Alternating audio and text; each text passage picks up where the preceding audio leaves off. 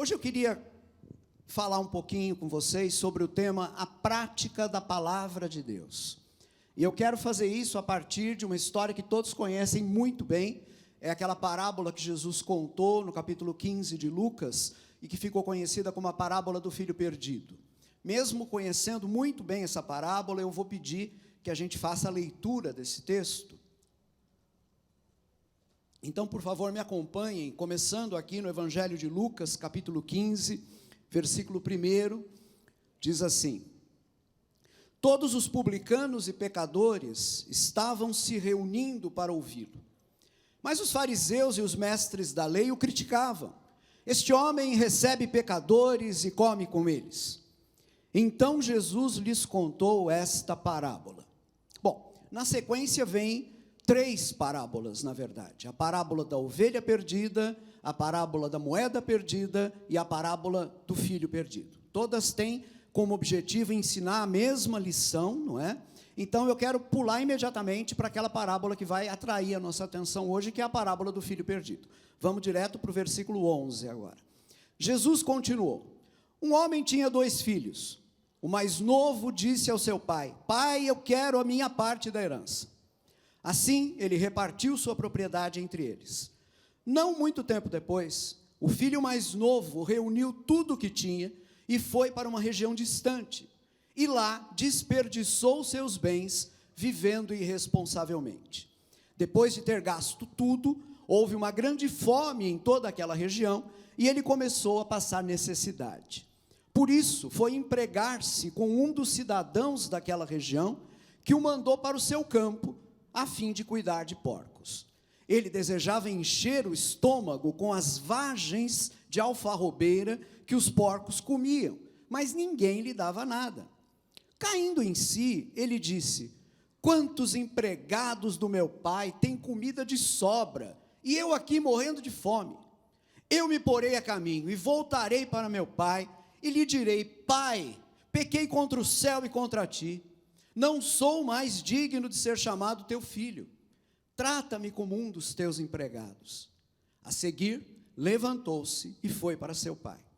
Estando ainda longe, seu pai o viu e, cheio de compaixão, correu para seu filho e o abraçou e beijou. O filho lhe disse: pai, pequei contra o céu e contra ti. Não sou mais digno de ser chamado teu filho. Mas o pai disse aos seus servos: depressa, tragam a melhor roupa e vistam nele.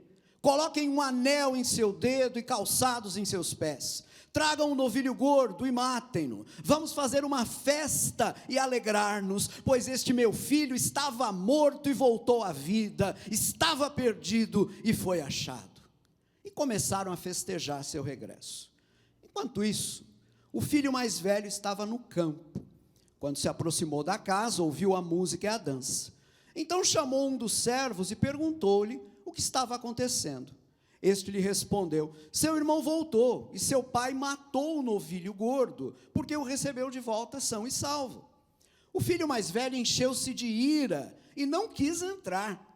Então seu pai saiu e insistiu com ele. Mas ele respondeu ao seu pai: olha, todos esses anos tenho trabalhado como um escravo ao teu serviço e nunca desobedeci as tuas ordens. Mas tu nunca me deste nem um cabrito para eu festejar com os meus amigos. Mas quando volta para casa esse teu filho, que esbanjou os teus bens com as prostitutas, matas o novilho gordo para ele. Disse o pai: meu filho, você está sempre comigo, e tudo o que é meu, e tudo o que tenho é seu. Mas nós tínhamos que celebrar a volta desse seu irmão, e alegrar-nos, porque ele estava morto e voltou à vida. Estava perdido e foi achado. Amém. Queridos, é muito fácil a gente perceber aqui no fecho da parábola, como Jesus, na verdade, está querendo ensinar uma lição aos fariseus e mestres da lei, sobre quem a gente leu lá no primeiro versículo, aqueles homens que criticavam Jesus porque estava recebendo na sua companhia pecadores, publicanos, gente não recomendada, né? Jesus, na verdade, através das 3 parábolas, está tentando mostrar para aqueles homens, né, o erro do comportamento deles, e especificamente nessa parábola, Jesus está tentando mostrar que eles eram incapazes de se alegrar com a conversão dos pecadores, assim como o irmão mais velho era incapaz de ficar feliz com o retorno do seu irmão, com o retorno do filho mais novo do seu pai. Então vejam, essa é a grande lição das 3 parábolas que Jesus conta nesse capítulo, né? Jesus está tentando corrigir a atitude errada de coração daqueles fariseus e mestres da lei, e escribas, né, como diz a outra versão. Agora, além dessa lição, que sem dúvida nenhuma é a lição central da parábola, existem outras lições que podem ser tiradas desse texto. São outros ângulos pelos quais a gente pode olhar esse texto e que podem, se nós olharmos com atenção, podem nos revelar também outras riquezas que estão aqui na palavra. Então a minha oração, queridos, é que o Espírito Santo nos ilumine o coração hoje, para que a gente consiga aprender as lições que Ele colocou para nós na sua palavra. Esse é seu coração também hoje, sim ou não? Sim? Ok, vocês estão acordados e presentes? Sim?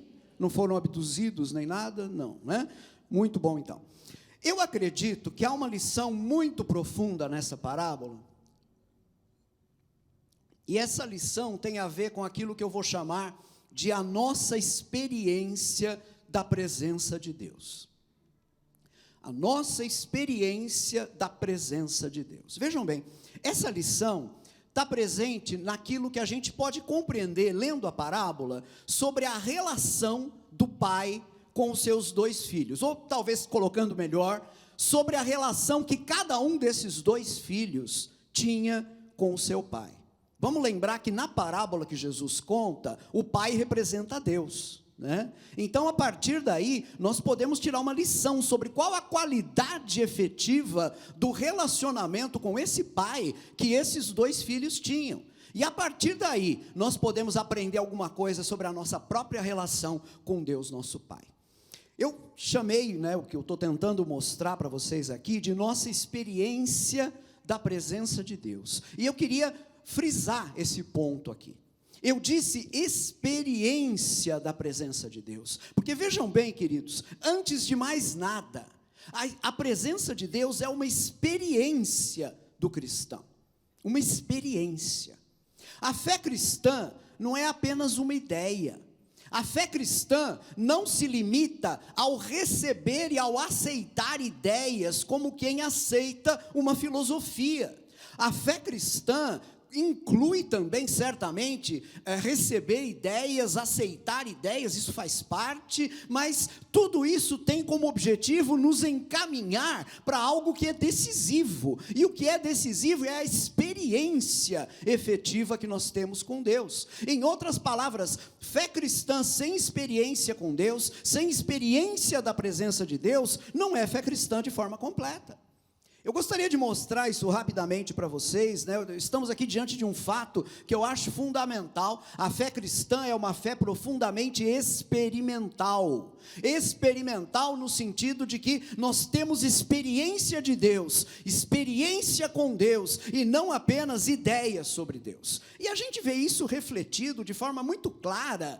Eu podia aqui abrir vários textos, mas eu vou me limitar a um apenas, né? Que para mim é emblemático dessa linguagem exaltada que os salmos empregam sempre que falam sobre a experiência da presença de Deus. O texto que eu quero chamar a atenção de vocês é o Salmos 84, versículos 1 e 2 e 10. Esse salmo diz assim, percebam a força da linguagem. Como é agradável o lugar da tua habitação, Senhor dos exércitos. A minha alma anela e até desfalece pelos átrios do Senhor. O meu coração e o meu corpo cantam de alegria ao Deus vivo. Melhor é um dia nos teus átrios do que 1000 no outro lugar.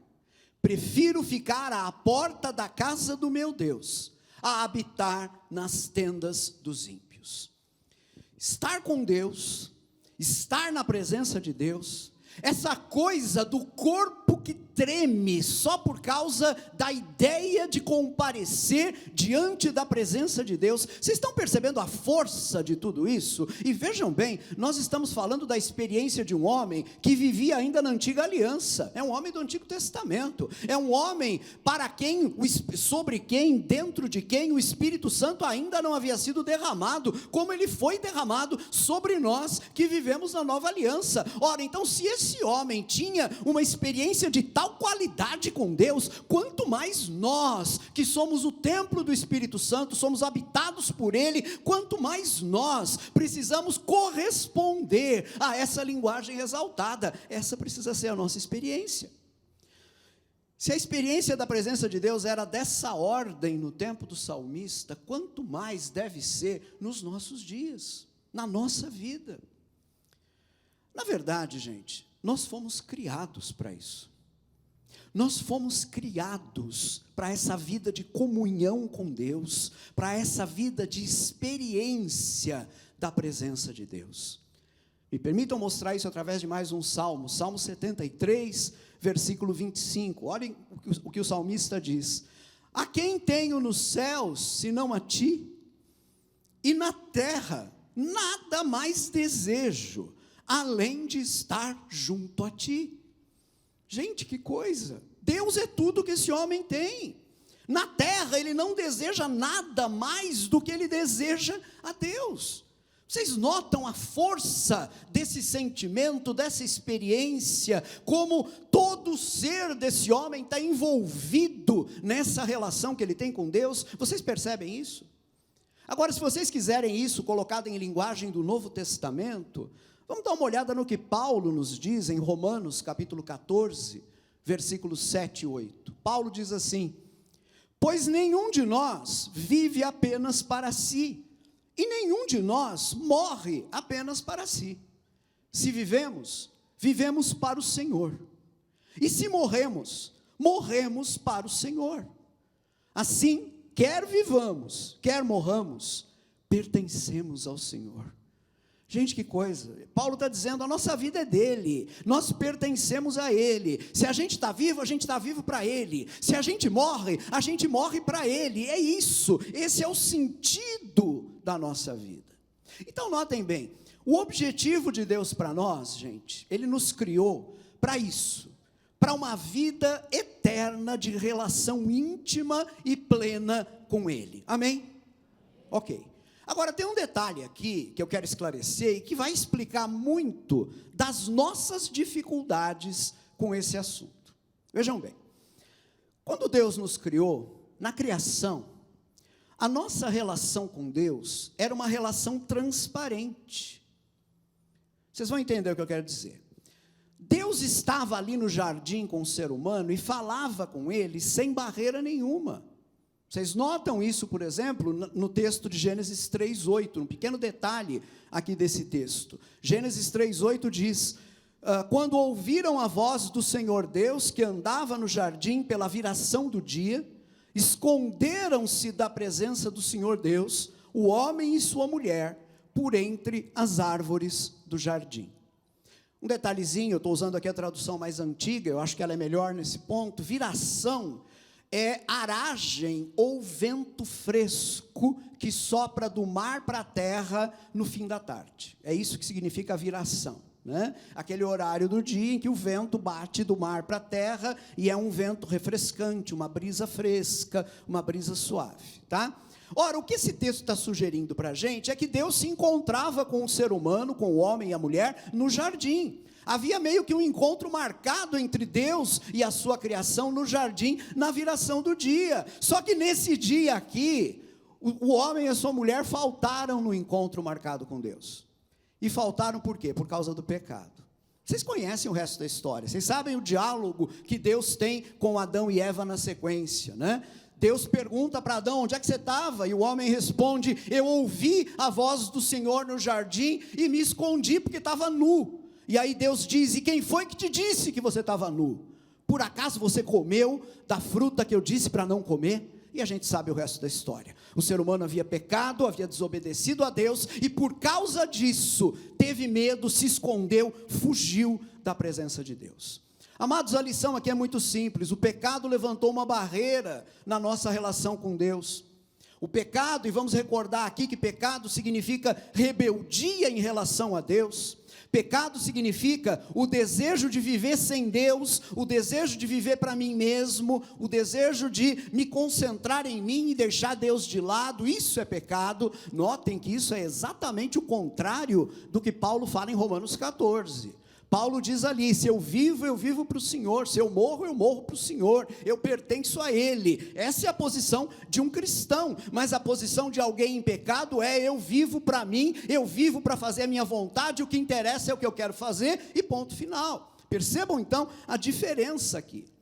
Pois bem, é essa realidade complicada, chamada pecado, que introduz uma dificuldade direta, uma barreira no nosso relacionamento com Deus. E essa barreira só pode ser vencida, só é superada através da obra de Jesus. Vocês sabem disso? Me permitam só recordar, Hebreus capítulo 10, versículos 19 e 20.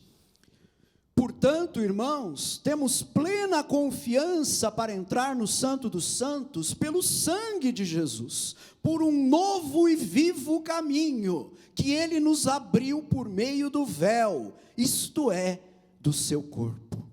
Aqui a referência é a obra que Jesus realiza, especialmente o seu sacrifício, a sua morte na cruz, e o que nós aprendemos é que a presença de Deus que nós perdemos por causa do pecado, nós recuperamos por causa do Calvário, por causa da obra que Jesus realiza. Agora, é verdade que nós recuperamos o acesso à presença de Deus. É verdade, como diz aqui Hebreus, que nós temos plena confiança agora para entrar no Santo dos Santos, onde antes apenas o sacerdote entrava e uma vez por ano apenas. Agora nós entramos livremente na presença do Senhor, graças à obra que Jesus realizou por nós. No entanto, e esse é o ponto que eu precisava trazer a atenção de vocês, enquanto a gente ainda está neste mundo, mesmo depois de alcançados pela obra salvadora de Jesus, nós vivemos numa situação onde a prática da presença de Deus é marcada pelas nossas limitações humanas. A prática da presença de Deus é marcada pelos nossos contextos, é marcada pela nossa humanidade. Deixando mais claro, né? É a sede da presença de Deus versus o cansaço que se manifesta após alguns minutos em oração. Eu não vou pedir para ninguém levantar a mão, porque eu tenho certeza que todo mundo já experimentou o que eu estou falando, né? Você está com vontade de buscar Deus, tua alma deseja Deus, teu coração deseja Deus, você tem sede de Deus, você começa a orar, e depois de alguns minutos você já está abrindo a boca, bocejando, você já está com sono, você está com o pensamento distraído, uma série de coisas chamando a sua atenção, e parece que todo aquele fervor que estava no teu coração, de repente, desaparece. O que é isso? São as circunstâncias, isso são os nossos contextos, essa é a nossa limitação humana, que enquanto nós estamos nesta vida, continua representando muitas vezes um desafio a ser superado, para que a gente possa cultivar uma vida de comunhão com Deus. A gente vive um grande, eu posso chamar de meu avô, porque foi professor do meu professor, ele dizia isso: nós vivemos num tempo de já e de ainda não. Já porque a obra de Cristo já foi realizada, nós fomos salvos e nós temos pleno acesso à presença dEle. Nós vivemos na época do já, mas nós vivemos também na época do ainda não, porque nós ainda não experimentamos plenamente, temos a experiência plena da presença de Deus e da comunhão com Ele, por causa das limitações da nossa própria humanidade. Enquanto o Senhor não voltar, e enquanto o Senhor não nos ressuscitar, essas limitações vão continuar existindo. E é por isso que Paulo vai dizer lá em Romanos 8, meio que resumindo essa situação na qual a gente vive, Romanos 8, 22 e 23, sabemos que toda a natureza criada geme até agora como em dores de parto. E não só isso, Mas nós mesmos, que temos os primeiros frutos do Espírito, gememos interiormente, esperando ansiosamente nossa adoção como filhos, a redenção do nosso corpo. Mas nós já não somos filhos? Claro que somos. Ele já não nos adotou, o Pai já não nos adotou, claro que nos adotou, mas nós ainda estamos nessa situação onde não podemos experimentar plenamente tudo isso, né? É mais ou menos o seguinte: a herança é toda nossa, mas nós ainda não a experimentamos plenamente por causa da nossa humanidade. Quando vai ser essa experiência plena? Quando vai chegar esse momento em que na nossa oração e na nossa adoração a Deus não vão interferir mais cansaço, preguiça, preocupação com o trabalho, distrações e coisas assim? Quando nós estivermos diante do Senhor, na eternidade, na ressurreição. Até lá, nós estamos ainda nesse tempo de expectativa e por isso estamos lidando com muitas dificuldades. Vocês estão me acompanhando, sim ou não? Bom, um exemplo dessas dificuldades, né? Às vezes a gente nem sabe como orar. Às vezes não, eu fui bondoso, quase sempre a gente não sabe como orar, né? Por isso que no mesmo contexto aqui, Paulo vai dizer no versículo 26, também o Espírito semelhantemente nos assiste em nossa fraqueza, porque não sabemos orar como convém, mas o mesmo Espírito intercede por nós sobremaneira com gemidos inexprimíveis. Vocês vejam que a nossa situação de limitação é tão grande que o próprio Espírito Santo tem que interceder por nós, tem que orar em nosso lugar, porque nós não sabemos muitas vezes como orar direito. Então vejam, a experiência da presença de Deus é a nossa razão de ser, mas ao experimentarmos a presença de Deus, ainda temos muitas dificuldades enquanto nós estamos nesta vida. Tendo isso em mente, o que é que essa parábola aqui tem a nos ensinar sobre a prática da presença de Deus? Pois bem, nessa parábola que a gente leu, irmãos, nós não aprendemos apenas sobre a atitude errada dos fariseus e dos mestres da lei, né? Que está aqui claramente refletida na atitude do irmão mais velho. Na parábola fica evidente que os dois filhos estavam se relacionando com o pai em bases erradas. Os dois filhos, vejam bem, o filho mais novo viu o pai como a fonte de uma herança que podia ser antecipada. Para o filho mais novo, o pai era isso, né? Um testamento ambulante, dizendo, né? Eu posso te deixar rico, mas para isso eu tenho que morrer, ou então eu tenho que distribuir em vida os meus bens. O filho mais novo viu o pai dessa maneira, e é por isso que no versículo 12 de Lucas 15, ele diz, pai, eu quero a minha parte na herança. Em outras palavras, já que o senhor não morre, divide logo e me dá a minha parte, porque eu quero ela. Essa é a atitude do filho mais novo. Agora, qual é a atitude do filho mais velho? O filho mais velho viu o pai como aquele que podia dar para ele um novilho gordo como prêmio pela sua obediência. Como alguém que podia dar para ele, né, uma carne de qualidade para um churrasco com os amigos, já que ele estava sendo tão obediente o tempo todo. E daí o motivo da queixa do filho mais velho, no versículo 29. Mas tu nunca me deste nem um cabrito para eu festejar com os meus amigos. Eu queria que vocês prestassem atenção na resposta que o pai dá, no versículo 31, para esse filho mais velho. Meu filho, você sempre está comigo. Chama a atenção de vocês para isso. Você sempre está comigo. E tudo o que tenho é seu. Nas entrelinhas, a gente pode sentir aqui a frustração do pai, ao perceber que o filho não notava, o filho mais velho não notava, não percebia, que a maior dádiva que ele tinha, não era poder matar um novilho gordo e festejar com os amigos, a maior dádiva que ele tinha era poder estar ali com o pai, era poder ter comunhão com o pai, era poder estar junto com o pai, era isso que contava. Que importância tem um novilho, que importância tem um churrasco com os amigos, o importante é estar junto do pai. Eu não vou perguntar aqui quem já perdeu o pai, eu já perdi o meu, e quando a gente perde o nosso pai, a gente sabe que seria muito bom poder ter de volta, e poder ter tempo, e poder ter mais tempo com ele, porque o que conta é isso, no fim das contas. Ao mesmo tempo, eu queria que vocês pensassem um pouquinho também na tristeza do pai, ao ouvir da boca do filho que ele entendia como escravidão a relação com ele. Porque é isso que o filho diz no versículo 29. Todos estes anos tenho trabalhado como um escravo ao teu serviço. Gente, que duro que deve ter sido ouvir isso da boca do seu filho. A partir das atitudes erradas dos dois irmãos, nos relacionamentos deles com seu pai, eu quero extrair algumas lições muito práticas, que eu tenho certeza vão nos ajudar a praticar melhor e com mais frequência a presença de Deus. E quando eu digo praticar, o que eu quero dizer? São lições que vão nos ajudar a experimentar uma relação mais sólida e mais estável com Deus. Quantos aqui gostariam, sinceramente, de ter uma relação mais sólida e mais estável com Deus? Aleluia. Eu também, eu levanto as duas mãos e os pés também, né? É isso que eu quero, é isso que eu quero. Então, vamos dar uma olhada aqui em duas lições bem práticas. A primeira delas, não confunda os meios com os fins. Não confunda os meios com os fins. Como a gente viu, o filho mais novo viu o pai como fonte de uma herança, né? E não como pai.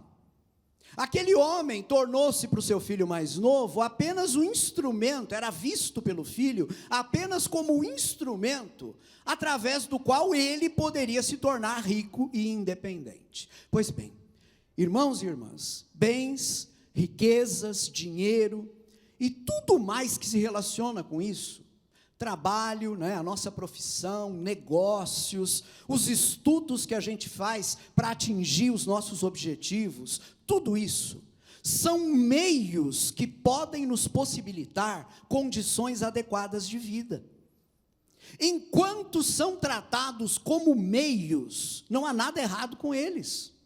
Mas o problema é quando passamos a tratar essas coisas como fins na nossa vida. E aqui a palavra fim tem o sentido de finalidade. O problema é quando deixamos de tratar essas coisas como meios para algo, não é? Para podermos viver, para termos uma vida estável e confortável, e passamos a tratar essas coisas como a finalidade da nossa vida.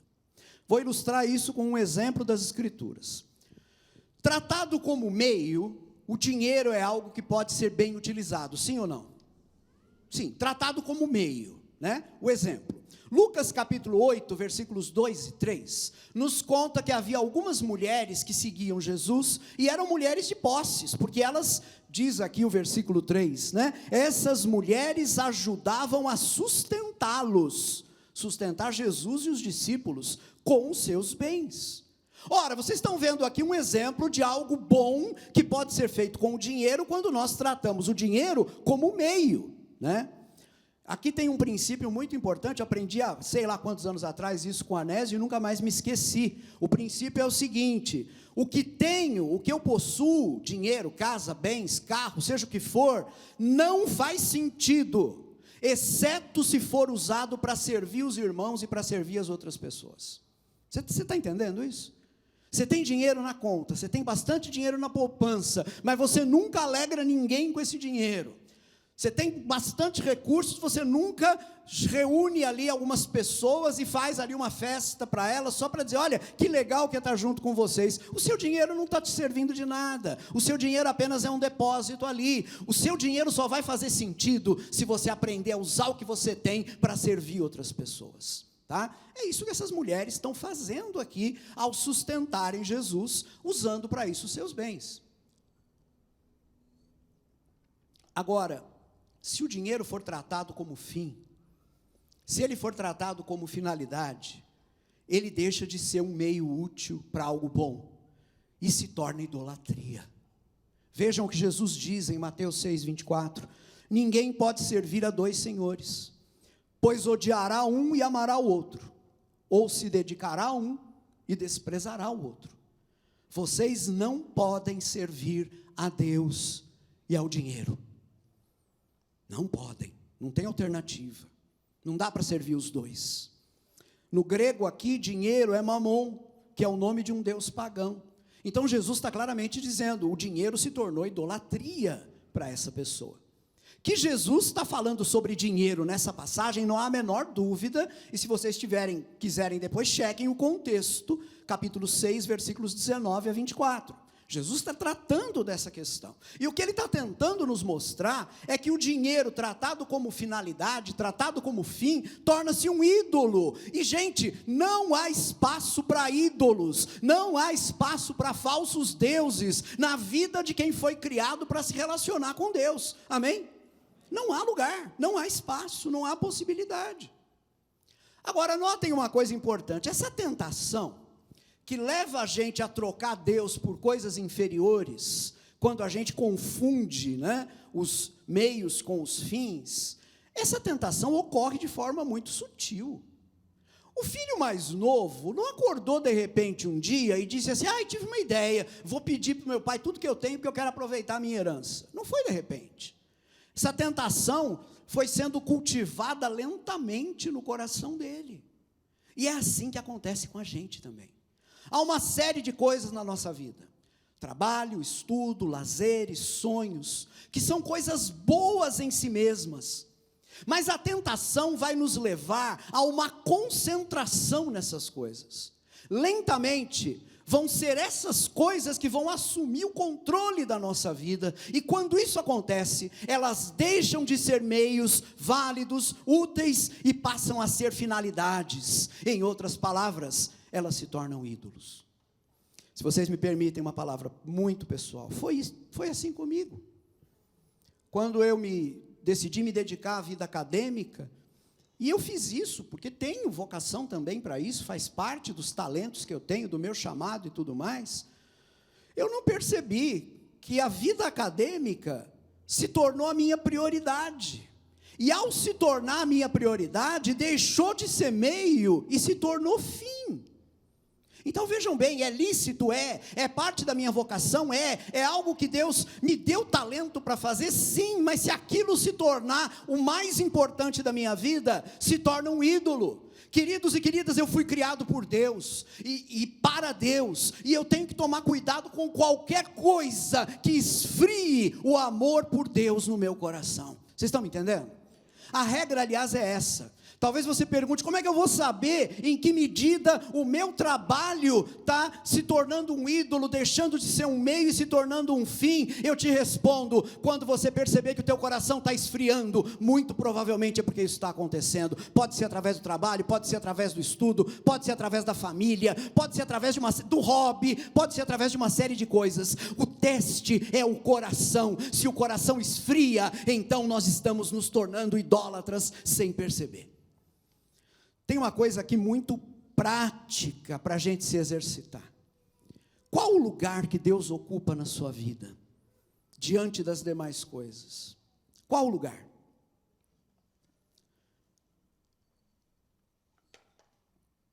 Você diz, claro, Deus, né? Ok, mas você gasta mais tempo preocupado com o trabalho. Você diz, claro, Deus é importante, mas a oração e a leitura da Bíblia são sempre a sua última prioridade. Você diz, Deus é importante, mas você se sente muito bem vindo ao culto apenas 2 vezes por mês. Quais são as suas prioridades? Que lugar Deus ocupa na sua vida? Se nós confundirmos os meios com os fins, se nós tratarmos as coisas que são meios como se fossem fins, como se fossem a finalidade da nossa vida, por mais lícitas que elas sejam em si mesmas, nós vamos ter problemas. Nós vamos perder a experiência da presença de Deus. Nós vamos ser como o filho mais novo, né? Ele acabou indo para terras distantes, né? E lá ele experimentou fome e sequidão. Eu experimentei isso quando a vida acadêmica se tornou meu Deus. Eu fui para terras distantes e sei o que é sequidão e passar fome. E eu não gostaria que vocês vivessem a mesma experiência também. Portanto, é importante acordar enquanto é tempo. Amém? Agora tem um outro perigo aqui, e esse é o segundo ponto. O outro perigo é ter a atitude do irmão mais velho, aquele que não partiu, aquele que ficou em casa. E se no caso do irmão mais novo, né, o cuidado nosso tem que ser não confundir os meios com os fins, No caso do irmão mais velho, o conselho é o seguinte: não banalize sua relação com o pai. Não banalize sua relação com o pai. Esse foi o problema com o filho mais velho. Tá certo, ele está sendo usado na parábola por Jesus como um exemplo, uma lição para ensinar sobre o coração errado dos escribas e fariseus, a gente sabe disso. Mas está claro no texto também, que esse filho apresentou uma atitude de se acostumar com o pai e com a vida na casa do pai. Vejam, uma vez que na parábola o pai representa Deus, implícito aqui está uma menção ao se acostumar com Deus e com as coisas de Deus. Se acostumar. O filho mais velho, então, vocês leram na história, sabem, ele volta do campo e não quer entrar na festa, ele fica de fora, ele está bravo. O pai sai ao encontro dele, tenta convencê-lo e ele responde, né? Mas ele respondeu ao seu pai: olha, todos esses anos tenho trabalhado como um escravo ao teu serviço e nunca desobedeci as tuas ordens, mas tu nunca me deste nem um cabrito para eu festejar com os meus amigos. Percebam que para aquele moço, a relação com o pai tinha se tornado um cotidiano de trabalhos e obrigações. E com isso, ele deixou-se perder a beleza daquela relação. Eu queria, antes de ir para o mais profundo, porque a gente está falando aqui da nossa relação com Deus, eu queria dizer que esse problema da banalização pode acontecer em todas as esferas da vida. Por exemplo, gente, isso pode acontecer numa das atitudes mais cotidianas, né, mais do nosso dia a dia. Falemos sobre lavar louça. Eu sou um exímio lavador de pratos e de panelas, né? Falemos sobre lavar louça. Pois bem, a experiência de lavar louça, eu lavei muita louça na pandemia e continuo lavando. A experiência de lavar louça pode ser vista como um serviço de escravo. Pode ou não pode? Desculpa, franqueza agora. Pode ou não pode? Pode. Eu lembro que uma vez eu tinha acabado de lavar uma pia enorme. Lavar a pia, você entende, é tudo que está em cima da pia, né? Se fosse apenas a pia, era fácil. Eu tinha acabado de lavar a pia toda, a Silene cuidando de outras coisas. Aí ela veio na cozinha e eu falei para ela: eu não acredito, né, que daqui a pouco tudo isso vai estar sujo de novo. Porque a louça é assim, né? A gente lava, fica impecável. Eu sou daqueles que seca meticulosamente a pia, e daqui a 1 hora, 2 horas, 3 horas, a pia já está transbordando de coisas de novo. Somos apenas 3 em casa, né? Gente, a louça pode ser vista, lavar a louça pode ser visto como um trabalho de escravo? Pode. Mas pode ser visto também como fonte de prazer. Um dia eu acordei para isso lavando louça. Eu olhei para a pia e disse assim: essa pia está linda agora, que bom que daqui a pouco ela vai estar suja de novo, porque a gente vai sentar para tomar café, eu e a Silene e o Felipe lá, jogando no computador, e eu vou fazer um pão lá na frigideira, na chapa para ele, vou levar para ele comer, ele vai sujar o prato, vai ficar cheio de migalhas, e eu vou botar aqui xícara suja, prato sujo, e daqui a pouco eu vou ter que lavar tudo de novo, mas isso porque eu estava comendo com a minha família. Gente, se nós olharmos o nosso dia a dia desse jeito, a coisa muda completamente. Então vejam que a banalização pode acontecer dentro de casa, pode acontecer lá na cozinha, e a gente perde a beleza da nossa vida. A relação mestre-escravo pode ser uma relação banal, uma relação inferior. Se é essa a relação que a gente tem, então a maior recompensa possível, de fato, é ganhar um novilho gordo de vez em quando, para fazer um churrasco com os amigos, e ter um alívio aí desse cotidiano difícil. Agora, se a relação que eu cultivo é de pai e filho, então tudo se transforma. A razão da obediência não é mais simplesmente obedecer, é ver a alegria estampada no rosto do pai, a satisfação do pai, quando ele vê aquilo que a gente está fazendo. Tem muitas maneiras da gente banalizar a nossa relação com Deus. Por exemplo, você pode fazer da oração e da leitura da Bíblia itens mecânicos da sua agenda. Se você fizer isso, transformar a oração e leitura da Bíblia em itens mecânicos, não se surpreenda se daqui a pouco você estiver achando orar e ler a Bíblia como trabalhos, atitudes de escravo. Você vai chegar nisso, porque banalizou. Mas que diferença quando você encontra nessas práticas, oração e leitura da Bíblia, não o cumprimento de uma ordem qualquer, que eu tenho que orar e ler a Bíblia, não, você encontra a expressão de um relacionamento vivo com Deus nosso Pai. Eu lembro de uma irmã, muitos irmãos aqui mais antigos na Carisma vão se lembrar dela, uma irmã muito querida, que estava com a gente logo no começo da Carisma, e que agora mora no exterior, mora em outro país. Essa irmã ficou famosa entre nós, porque ela foi descoberta como sendo a causa dos congestionamentos na Marginal do Tietê. A gente descobriu que toda vez que saía do trabalho, essa irmã orava pedindo a Deus, Deus, que a Marginal esteja bem congestionada. Por que isso? Porque assim ela demorava mais para voltar para casa, e ela gastava esse tempo no carro, orando, adorando a Deus, intercedendo pela igreja, orando pelos irmãos. Essa irmã era uma intercessora, essa irmã tinha um prazer na oração, que era uma coisa impressionante, e eu lembro quando isso veio à tona, e foi o Anésio que disse até, nós descobrimos a causa dos congestionamentos na Marginal do Tietê, é a irmã fulana, né? Gente, vocês estão entendendo o que é valorizar a prática? O que é ver na oração, não um trabalho de obrigação, não a atitude de um escravo, mas o momento, um dos momentos em que a gente expressa efetivamente o nosso relacionamento com Deus? Amém? Uma outra coisa que pode fazer com que a nossa relação com Deus fique banalizada é encarar o culto como outra obrigação. A frase dita em algumas famílias é assim: é melhor a gente ir hoje, tem 3 domingos que a gente não vai. Se a gente diz isso, a gente já está numa relação banalizada com Deus.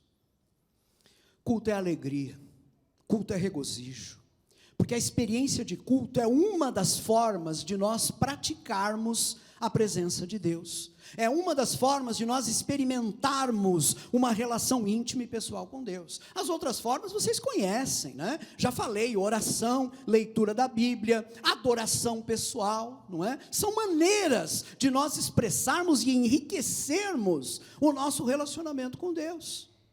Gente, eu aprendi quando era criança, e esse versículo até hoje, ele tem para mim cara de escola bíblica dominical, né? Eu não sei, peço desculpa se você teve experiências ruins com a escola bíblica dominical, as minhas foram excelentes, por isso até hoje eu tenho saudade da escola bíblica dominical, e foi lá na EBD, na escola bíblica dominical, com 6 anos de idade, que eu aprendi de cor o texto do Salmo 122, versículo 1, que aqui, por causa das reminiscências, tem que ser lido na versão revista e atualizada, né? Alegrei-me quando me disseram, vamos à casa do Senhor. Aleluia. Gente do céu, isso para mim é festa, para mim é manhã clara, luminosa, amanhã de domingo lá das EBDs, né? Deixa eu perguntar uma coisa, você já teve experiência dessa alegria? Você já teve experiência dessa alegria? Você já perdeu essa experiência? Eu perdi. Acho que foi mais ou menos em 2015, eu estava voltando num sábado à noite, eu tinha ido levar meu filho a uma festa na casa de uns amigos do colégio, lá no bairro do Jardim de Abril, deixei meu filho lá na casa e estava voltando, e passei em frente a uma igrejinha pequena, um salão das Assembleias de Deus. Eu tive uma experiência tão forte ali, porque naquele tempo, gente, eu confesso, eu tinha perdido o gozo da presença de Deus. Meu coração tinha esfriado. A igreja lentamente não estava mais fazendo sentido para mim. E aí, diante daquele salão de culto fechado, estava tudo escuro, o pensamento que me veio foi o seguinte: amanhã cedo isso aqui vai estar cheio de gente. Vai estar cheio de gente vindo para cá, com a Bíblia debaixo do braço, com a revista da escola dominical debaixo do braço, vão cantar, vão adorar a Deus, vão vir com o coração desejoso por Deus.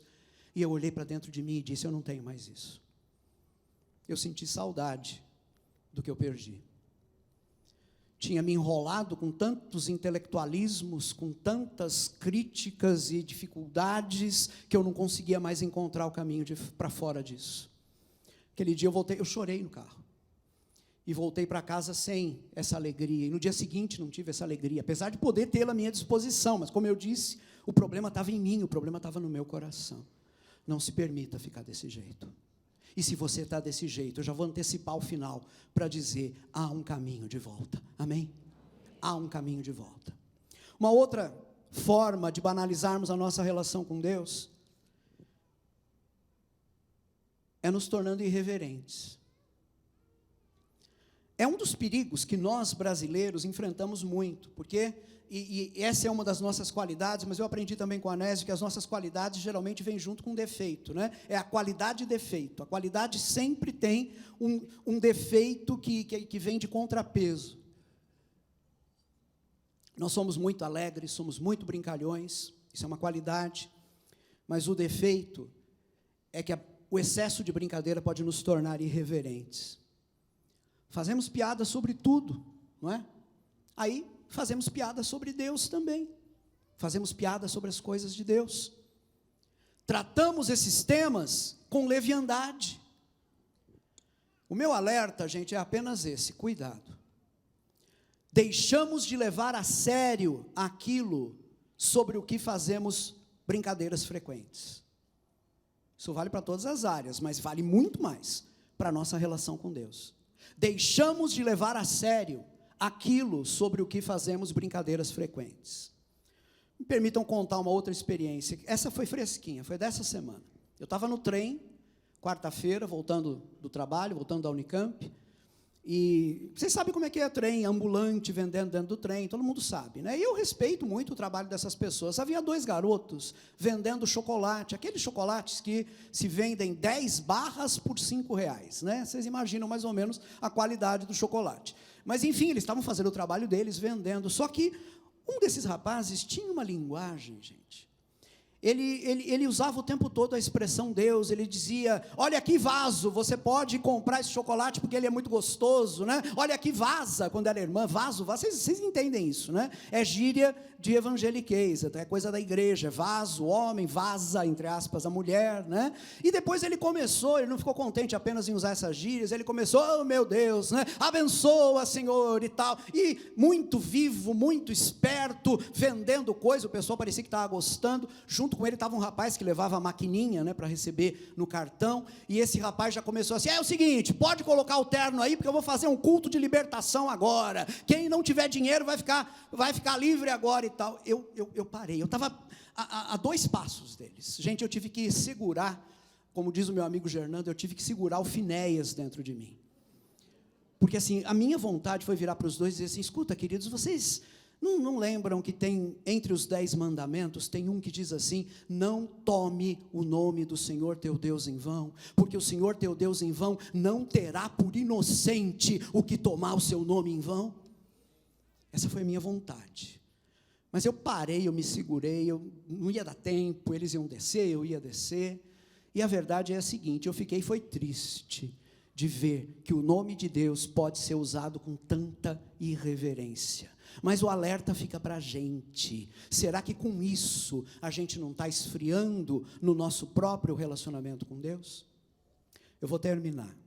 Tudo isso que eu falei pode banalizar a nossa relação com Deus, pode fazer com que ela perca a beleza. Então, recapitulando, são esses os perigos que nos cercam. Primeiro, confundirmos os meios com os fins, o que pode nos levar à idolatria, né, a idolatria dos meios, tratados como se fossem fins. O resultado é que as muitas coisas dessa vida sufocam a nossa relação com Deus e nos afastam dele. Foi a experiência do irmão mais novo, do filho mais novo.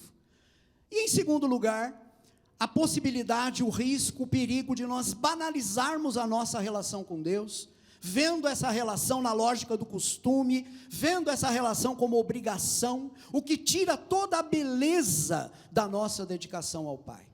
Eu quero terminar vendo rapidamente como é que a gente pode escapar dessa situação, onde a gente perde a experiência da presença de Deus. Gente, a boa notícia é que o recomeço é sempre possível. Esse é meu terceiro e último ponto. A boa notícia sobre o filho mais novo, todos vocês conhecem já, não conhecem? Ele voltou para casa ou não voltou? Ele voltou para casa. Lucas 15, 17 a 20, caindo em si ele disse, quantos empregados de meu pai têm comida de sobra, e eu aqui morrendo de fome? eu me porei a caminho e voltarei para meu pai, e lhe direi: Pai, pequei contra o céu e contra ti, não sou mais digno de ser chamado teu filho, trata-me como um dos teus empregados. A seguir, isso é importante, levantou-se e foi para seu pai. O que aconteceu a gente sabe, o pai o viu de longe, não é, como está no versículo 20, isso quer dizer que o pai estava olhando, o pai estava esperando, e quando viu o filho, correu ao encontro dele, abraçou e beijou, e nem quis ouvir a confissão do filho até o fim, já foi pedindo que os servos trouxessem o necessário para recolocar aquele filho na posição de filho. O pai estava à espera, o pai acolheu. Pode, mais uma história só? Pode ser? Hoje eu estou cheio de histórias, vocês notaram, né? Mas vai ser bem rápida. Foi minha esposa que me contou essa, ela leu em algum lugar. O filho tinha rompido com o pai, saído de casa, uma crise, desentendimento, ficaram anos sem se falar. Mas esse filho trabalhava num determinado emprego e várias vezes por ano ele voltava para a cidade dele, onde o pai ainda vivia. E sempre que isso acontecia, ele passava de trem, bem assim, com vista para a casa onde o pai vivia. E numa dessas vindas, ele sentiu o coração confrangido de tanta saudade, que voltando para casa, ele escreveu para o pai e disse: Pai, eu queria muito ver o senhor de novo, eu estou muito triste, eu estou muito arrependido, mas eu não tenho coragem, o que eu fiz foi tão grave, eu ofendi tanto o senhor, mas olha, eu vou trabalhar tantas e tantas vezes por ano aí na cidade do senhor, e toda vez que eu chego de trem, eu vejo a casa, pai, dia tal eu vou voltar para a cidade para trabalhar, eu vou passar de trem em frente da casa, se o senhor quiser me receber de volta, coloca uma janela, coloca uma toalha branca na janela do quarto do senhor.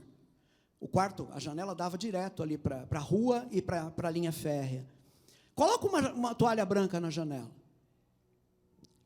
E ele mandou a carta. No dia combinado, quando o trem estava chegando, vocês imaginam como é que estava o coração desse rapaz, né? O rapaz olhou e viu a toalha branca na janela do pai. Mas viu também a fachada inteira da casa pintada de branco, o muro pintado de branco, a calçada pintada de branco, tudo pintado de branco. Ele desceu do trem, foi até a casa do pai, abraçou o pai, beijou o pai, os dois se reconciliaram, e aí ele perguntou: Pai, o senhor não pôs sua toalha, o senhor pintou tudo de branco. O pai olhou para ele com os olhos cheios de lágrimas e disse assim: Filho, eu fiquei com medo que você não visse a toalha. Vocês estão entendendo como é o coração do pai? Vocês estão entendendo como é o coração de Deus? Queridos, sempre tem retorno possível. O filho mais velho é interessante, a parábola não termina dizendo o que acontece com ele, e é de propósito.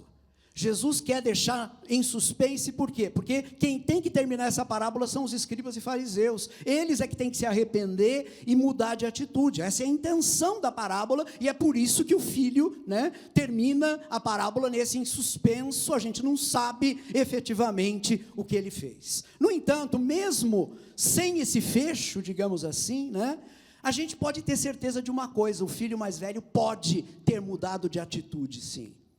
Ele pode ter entrado na festa e ter se alegrado com a volta do irmão. Ele pode, porque no Evangelho o arrependimento e o retorno sempre são possíveis. Amém? Sempre são possíveis. Como é que a gente pode retornar? Como é que a gente pode sair de uma situação de afastamento de Deus, quando as coisas menos importantes nos roubam de Deus, como no caso do filho mais novo? Como é que a gente pode sair de uma situação onde a gente se acostuma com as coisas de Deus, elas ficam banalizadas para nós, perdem o brilho para nós? Uma palavra só: arrependimento. Apocalipse 2, versículos 4 e 5 diz: Contra você, porém, aqui é Jesus mandando um recado para uma igreja, a igreja de Éfeso. Contra você, porém, tenho isto: você abandonou o seu primeiro amor. Lembre-se de onde caiu, arrependa-se e pratique as obras que praticava no princípio. É isso, gente, é isso. Quais são os passos aqui para voltar? Lembre-se de onde caiu. Onde foi que a gente caiu? Onde foi que a gente deixou o amor das coisas ultrapassar em nós, em nosso coração, o amor a Deus? Onde foi que nós deixamos a indiferença, a mesmice, a irreverência contaminar a nossa relação com Deus? Eu fiz isso. Eu deixei. Eu caí. Eu me lembrei de onde eu caí. Em segundo lugar, arrependa-se. O que é arrepender? É se voltar, é dar meia volta. A palavra aramaica diz nitidamente isso, é dar meia volta, né? O que é se arrepender? É dizer, eu me arrependo, eu quero mudar. Que droga, eu perdi tudo, agora eu estou aqui diante da igreja, mas ela tem aqui uma beleza que eu perdi. Eu demorei muito tempo depois dessa noite, em 2015, mas teve o dia que eu falei para Deus, Deus, eu quero tudo aquilo de volta, eu quero tudo aquilo que eu experimentei com o Senhor de volta, eu quero isso. Arrependa-se.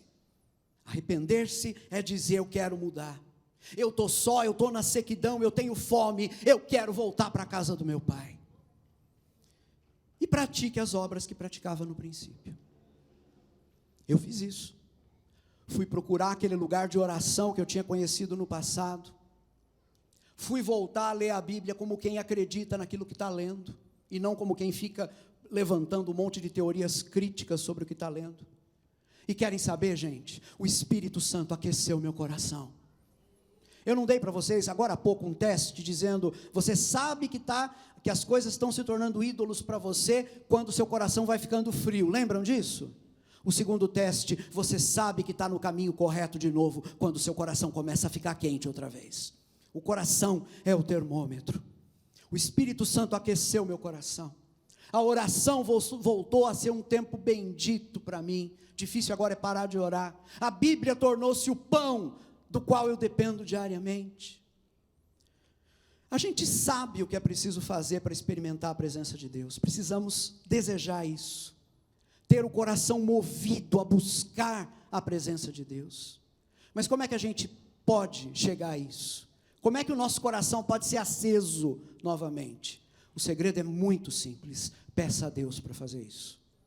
Salmo 86, versículo 11. Ensina-me, Senhor, o teu caminho e andarei na tua verdade.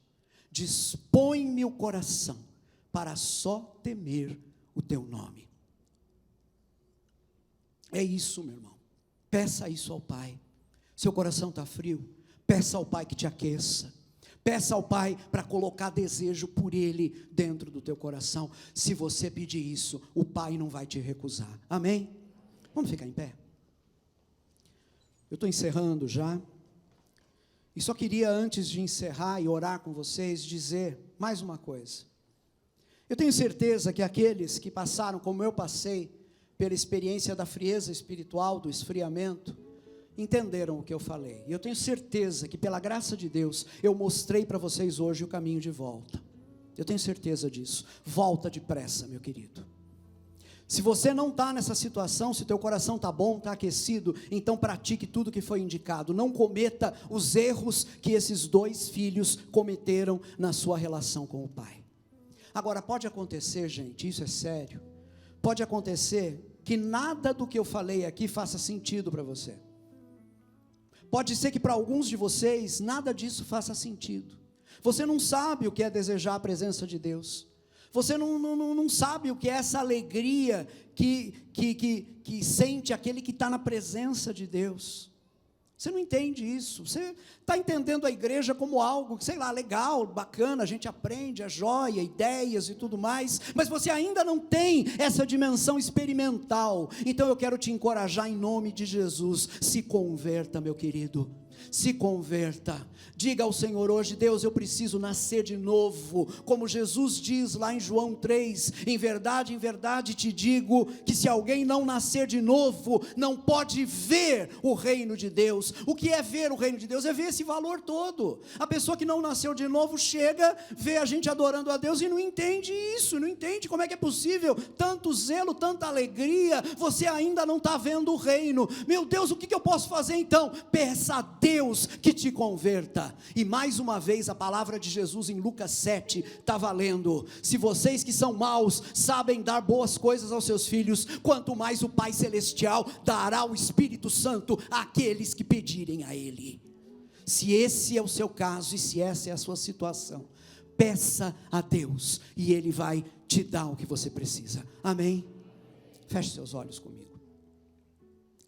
Senhor, essa é a tua palavra,